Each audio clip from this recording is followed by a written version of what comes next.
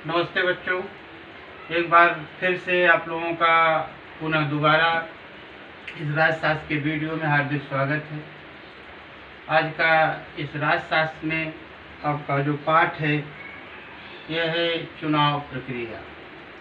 जैसा कि आप सभी लोग जानते हैं कि हमारे भारत देश में राष्ट्रपति से लेकर ग्राम पंचायत मतलब लोकसभा से लेकर ग्राम पंचायत गांव तक का जो भी चुनाव होता है वो सभी चुनाव प्रक्रिया के अंतर्गत आता है। बच्चों, यह चुनाव जो है कभी मनमानी नहीं होता है। इसके लिए आयोग बनाए जाते हैं। आयोग का गठन किया गया है। वह निश्चित करता है कि कौन सा चुनाव कब और कैसे होना चाहिए और क्या मतदाता कौन होगा, मतदाता सूची कब तैयार होनी चाहिए। मतलब कि चुनाव से संबंधित जितने भी काम हुआ करते हैं सब निर्वाचन आयोग द्वारा इसको समय समय पे इसका कार्य होते रहता है। तो बच्चों, जैसा कि अभी आप लोग जानते होंगे कि बिहार में चुनाव चल रहा है विधानसभा का। तो विधानसभा का मतलब मुख्यमंत्री की नियुक्ति करने के लिए या मुख्यमंत्री बनाने के लिए। इसी तरह से लोकसभा का जो चुनाव होता है वह प्रधानमंत्री को नियुक्त करने का काम करता है या बनाने का काम करता है। जैसा कि हमने बताया कि ग्राम पंचायत से लेकर उच्च स्तर तक लोकसभा तक का जो चुनाव का काम होता है, ये सभी कामों को करने का काम चुनाव आयोग करता है। इसमें तिथि निश्चित करना, समय निश्चित करना, मतदाताओं की आयु निश्चित करना और तमाम तरह के कैसे कैसे कौन कौन से काम किस तरह से होंगे, इसके बारे में सारी जानकारी इस चुनाव प्रक्रिया के पाठ के अंतर्गत जानेंगे हम लोग। जैसा कि आप लोग जानते हैं कि आप लोग मतदान करने का अधिकार अभी आप लोगों को नहीं प्राप्त है। ऐसा क्यों होता है? क्योंकि चुनाव आयोग ने निर्वाचन आयोग ने आयु को निश्चित किया है, उम्र को निश्चित किया है। आपकी जब उम्र हो जाएगी तो आपको मतदान करने का अधिकार प्राप्त होगा। इसके पहले 21 वर्ष आयु थी, अभी आयोग ने घटाकर उसको 18 वर्ष कर दिया। तभी बहुत सारे लोगों को मतदान करने का शीघ्र ही अवसर प्राप्त होता है। तो बच्चों, आइए इस पाठ के अंतर्गत इस बात को जानते हैं। निर्वाचन आयोग बराबर भारतीय संविधान की धारा 324 द्वारा एक स्वायत्त व्यवस्था का निर्माण किया गया है, जिसमें एक मुख्य निर्वाचन आयुक्त और 2 उप आयुक्त होते हैं। बच्चों, भारतीय संविधान की धारा 324 धारा क्या होती है? धारा का मतलब जैसे आपका पाठ आया चुनाव प्रक्रिया, तो इस पाठ के अंदर होने वाले चुनाव, होने वाले मतदाताओं या होने वाले कार्यों का उल्लेख या वर्णन किया गया है। उसी तरह से जैसे आप कहीं कोई काम करते हैं, धारा का मतलब होता है जैसे कोई नियम लिखा गया है। जैसे अभी तमाम आप बातों का नाम सुने यहाँ वहाँ, तो वह बात उसमें लिखी जाती है कि इस नियम के अंतर्गत या धारा के अंतर्गत यह कार्य करने पे यह प्रोत्साहन देना है या ऐसे काम गलत होते हैं, इसको इस धारा के अंतर्गत दंड देना है। तो उसमें एक आयुक्त होता है और 2 क्या होते हैं?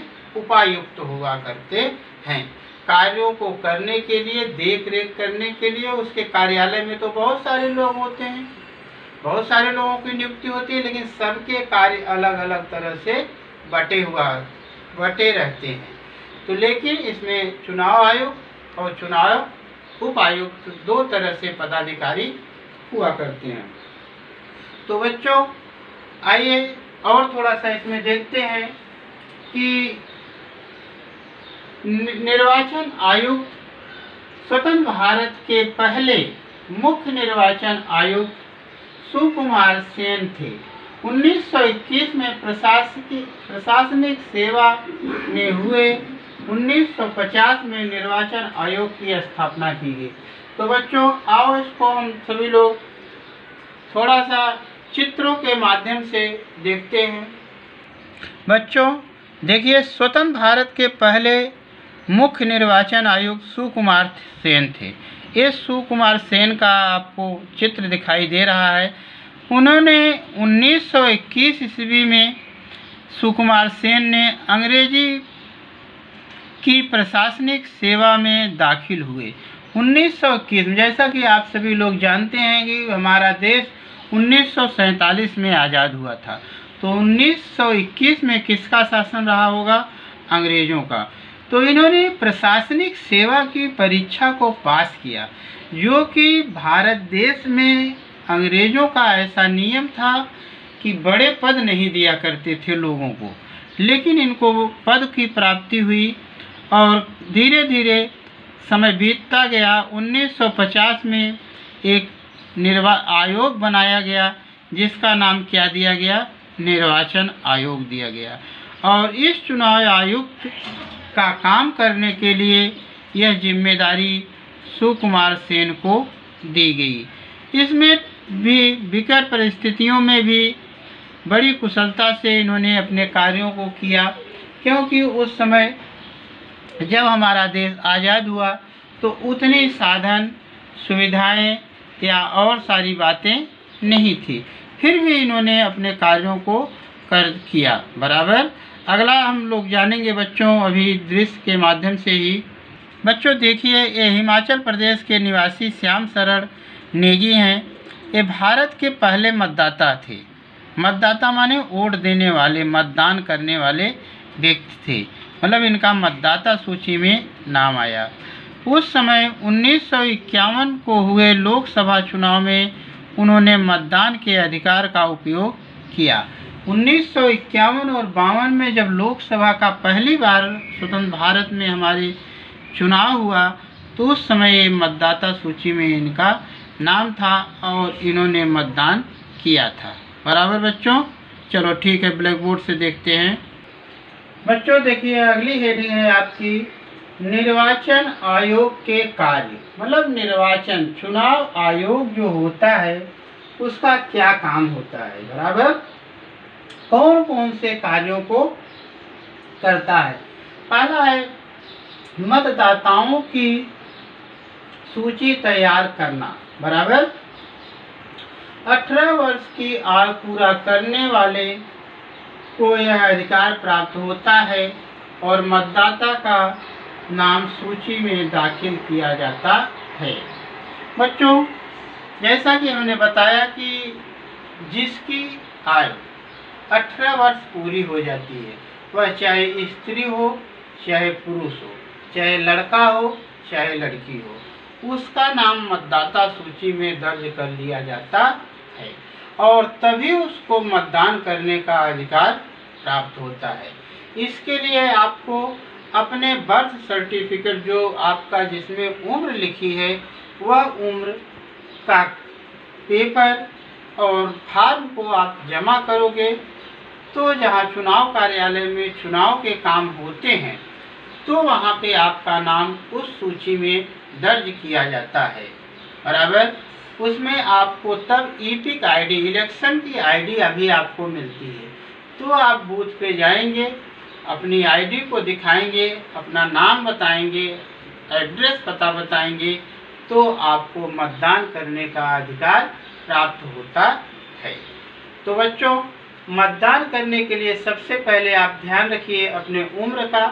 18 वर्ष की आपकी उम्र जब पूरी हो जाती है तो आप उसके लिए फार्म या ज़रूरी डॉक्यूमेंट्स लगाकर जमा कर देंगे, तो मतदाता सूची में आपका नाम आ जाएगा।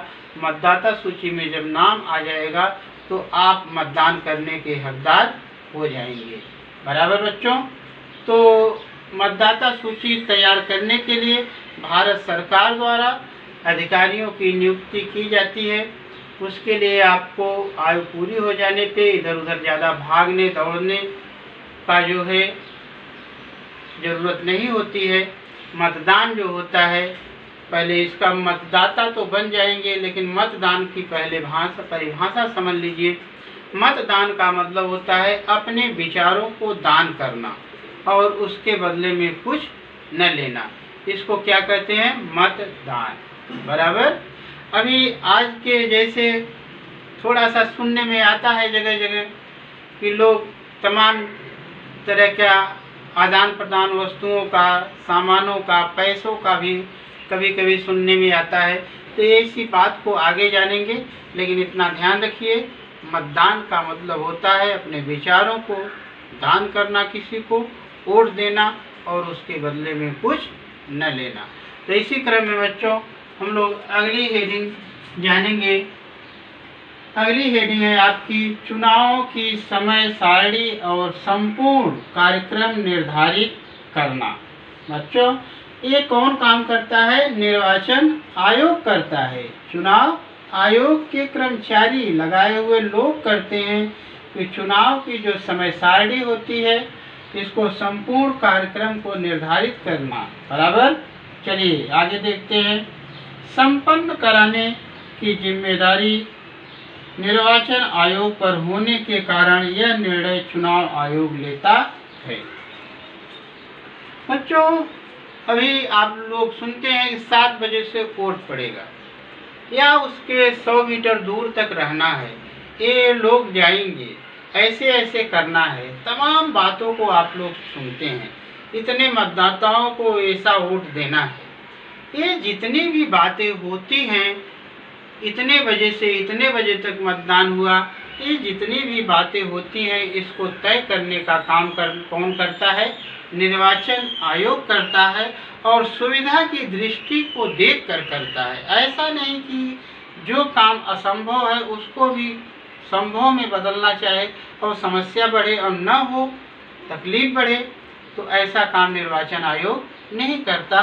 कौन सा आसान सरल पूर्वक आसानी से हो सकता है, क्योंकि इसमें कम पढ़े लिखे भी लोग होते हैं। अनपढ़ भी लोग हमारे भारत देश में आज भी हैं, ऐसा नहीं है। तो उन सभी लोगों की सुविधा की दृष्टि से सारे नियम, सारी बातों को, सारे कार्यों को बनाया जाता है और उनके तक जानकारी पहुंचाई जाती है।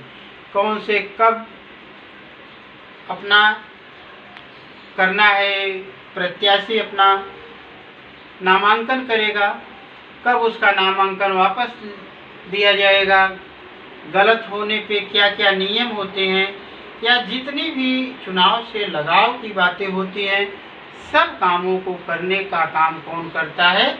निर्वाचन आयोग किया करता है। तो इसी क्रम में बच्चों आइए आगे जानते हैं। अगली हेडिंग है आपकी प्रत्याशियों के आवेदनों की छानबीन। बराबर। जो प्रत्याशी के रूप में आता है, चाहे किसी भी दल का हो, उसका जो आवेदन होता है, अपना नाम जो भर के भेजता है, अपना जो कुछ भी, अपनी आय, अपनी संपत्ति, जो कुछ भी लिखता है, उसकी छानबीन करने के लिए एक नियुक्त होते हैं अधिकारी। वो कौन से लोग होते हैं? राजनीतिक दल अपने अपने प्रत्याशी को चुनाव में खड़े करते हैं। कुछ प्रत्याशी किसी भी राजनीतिक दल का समर्थन न लेते हुए स्वतंत्र रूप से चुनाव लड़ते हैं। बच्चों आज हमारे देश में बहुदलीय पद्धति, तमाम दलों का निर्माण हुआ है। तो उसका कैंडिडेट जिस पार्टी से जो टिकट पाता है और जब वह उस दल के तरफ से या दल के नाम से अपने पर्चे को दाखिल करता है, उस पे अपना नाम लिखता है, अपना एड्रेस पता लिखता है, अपनी आय लिखता है, अपना पेशा लिखता है, अपना क्वालिफिकेशन लिखता है, ये तमाम चीज़ों को लिखकर जब वह दाखिल कर देता है तो उसकी छानबीन होती है कि क्या सही है, क्या गलत है। और एक बात और है बच्चों, जैसे मानिए अभी हमारे देश में कांग्रेस है, राष्ट्रवादी कांग्रेस है, शिवसेना है, महाराष्ट्र नवनिर्माण सेना है, तमाम प्रादेशिक और राष्ट्रीय दल है, और जिस प्रत्याशी को मानिए चुनाव लड़ना है वह टिकट किसी भी दल से नहीं पाता है या कोई भी राजनीतिक दल उसको पसंद नहीं करते हैं और उसको टिकट नहीं देते हैं, तो ऐसी स्थिति में वह व्यक्ति निर्दल प्रत्याशी के रूप में वह चुनाव लड़ सकता है। किसी भी दल का न हो, सभी दलों से दूर निर्दल बराबर सभी दलों से दूर जो प्रत्याशी के रूप में अपना नामांकन करता है, अपना पर्चा दाखिल करता है, उसको कौन सा प्रत्याशी बोलते हैं? निर्दल प्रत्याशी की संज्ञा दी जाती है। इसी क्रम में बच्चों आइए आगे देखते हैं। अगली हेडिंग है आपकी राजनीतिक दलों को मान्यता देना। बराबर भारत देश में बहुदलीय पद्धति है। नए नए राजनीतिक दलों का गठन होते रहता है। सभी दलों को निर्वाचन आयोग की मान्यता लेना अनिवार्य होता है। बच्चों, दल का मतलब होता है पार्टी। हमारे भारत देश में तरह तरह के दल बना करते हैं, लेकिन निर्वाचन आयोग ने दल को बनाने के लिए, दल को लड़ाने के लिए, दल को चलाने के लिए इसको मान्यता लेना पड़ता है, अनुमति लेनी पड़ती है। ऐसे ही दल नहीं तैयार हो जाता है, उसकी कुछ शर्तें होती हैं। जैसे अगर राष्ट्रीय दल का निर्माण कर रहे हैं तो उनका निश्चित होता है कि इतने प्रदेशों में इतना मत, इतना वोट ऐसे प्रत्याशी को मिलना चाहिए, या इतने कार्यकर्ता, इतने प्रत्याशी उस क्षेत्र में जाकर अपने कार्य को करते हैं। अगर वह शर्तों को नहीं पूरा करता है, निर्वाचन आयोग के नियमों का उल्लंघन करता है कोई भी निर्मित दल, तो वह क्या होता है? उसको दल से, पार्टी से उसको निर्वाचन आयोग नियमों के अंतर्गत निष्कासित कर सकता है, या उसको शर्तों को लादने की कोशिश कर सकता है, प्रेशर बना सकता है, और गलतियों को सुधारने का और फिर दोबारा गलती न हो ऐसे कार्यों को करने का मौका भी दे सकता है। तो बच्चों, इस तरह से तमाम तरह के दल हमारे देश में, तरह तरह के दलों का निर्माण हुआ करता है।